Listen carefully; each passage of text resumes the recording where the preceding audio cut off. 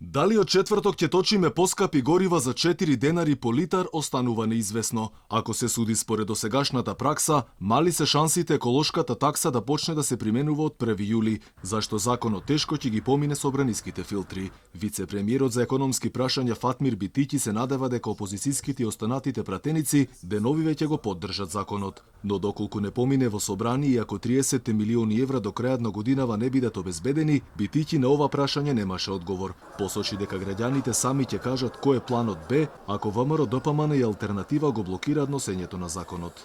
Јас на вистина само се надевам дека и опозиционерите и сите пратеници во најбрзо време ќе ги донесат законските измени, а секако дали тоа ќе биде за 10 дена, дали за 15, за месец дена, можеби е работа на денови, но мислам дека ќе биде донесено и не верувам дека ќе се случи спротивното. Планот Б е граѓаните сами ќе се кажат. Што се однесува пак до новата цена на струјата што за 2 дена треба да ја соопшти регулаторната комисија за енергетика, Битиќи е оптимист дека нема да има поскапување.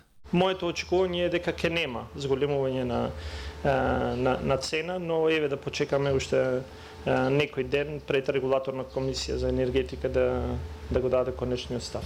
Инаку измените во Законот за животна средина се пратени во собрание и пратениците треба да го разгледаат по скратена постапка. Во членот 2 од текстот стои дека законот влегува во сила откако ќе биде објавен во службен весник, а истиот ќе се применува од 1 јули. Годишно во буџетот се очекува да влезат околу 50 милиони евра.